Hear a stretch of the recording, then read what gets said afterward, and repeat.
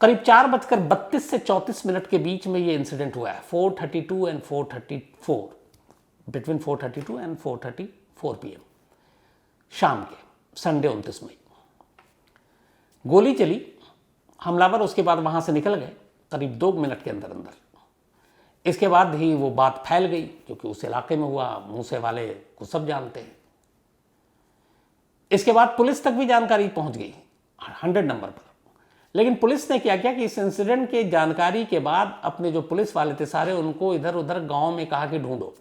अच्छी बात है, आसपास गांव में ढूंढना चाहिए, क्योंकि सबसे पहले वो कहीं भी छुपेंगे। लेकिन जो सबसे बड़ी लापरवाही मानसा पुलिस की सामने आ रही है वो ये कि अगले 1 घंटे तक, बल्कि एक नहीं 50 मिनट तक, नेक्स्ट इस 4:32 से 4:34 के बाद उन्होंने किसी भी इलाके में वायरलेस पर मैसेज देकर किसी भी रास्ते की नाकेबंदी नहीं कराई। और जो सीसीटीवी फुटेज है अलग अलग रूट पर जो हमलावरों की गाड़ियां जा रही हैं, बोलेरो और उसके बाद उन्होंने एक ऑल्टो चुनी थी शायद, वो अगले 40-45 मिनट तक उस सड़क से निकलते हुए मानसा डिस्ट्रिक्ट में घूमती हुई दिखाई दी। और उसके बाद 40-45 मिनट के बाद वो मानसा डिस्ट्रिक्ट को क्रॉस किए और फिर वो बाहर निकलकर भाग गए।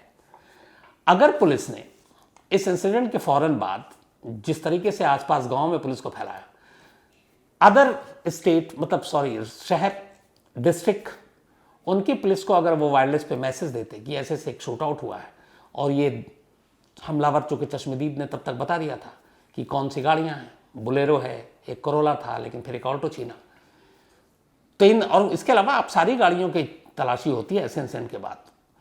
45 मिनट तक किसी भी इलाके को नाकेबंदी की कोई सूचना नहीं दी गई, कोई इंफॉर्मेशन नहीं दी गई, कोई इंस्ट्रक्शन नहीं दी गई। और 45 मिनट तक वो मानसा डिस्ट्रिक्ट में हमलावर शूटर घूमते रहे और बड़े आराम से उस बॉर्डर को क्रॉस किया और फिर वहां से निकल गए।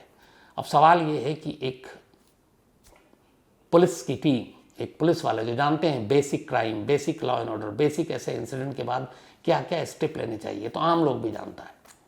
इतने सारे अब न्यूज़ के ज़रिए, सीरियल के ज़रिए, टीवी के ज़रिए कि अगर पकड़ना है तो पहले हुआ है तो सब नाकेबंदी कर लो, ये सबसे आसान तरीका है। तो घर में ये भी होता है कि चोर आया तो सारे रास्ते बंद कर दो।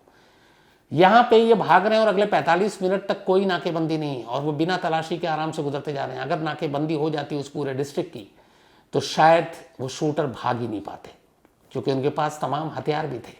वो कहाँ फेंकते, कैसे फेंकते, गाड़ी छोड़ते तो फिर पैदल कहाँ भागते, और अननोन लोग थे उस गांव के और उस इलाके के थे नहीं, बाहर से आए थे। बाहर के अपरिचित को गांव में आमतौर पर वैसी नज़रों से भी देखते हैं। तो ये मानसा पुलिस ने ऐसा क्यों किया, जानबूझकर किया, क्या जानकारी थी, इससे पहले किसी सिंगर से मुलाकात के क्या मतलब थे, ये सारी चीज़ें जांच का विषय है।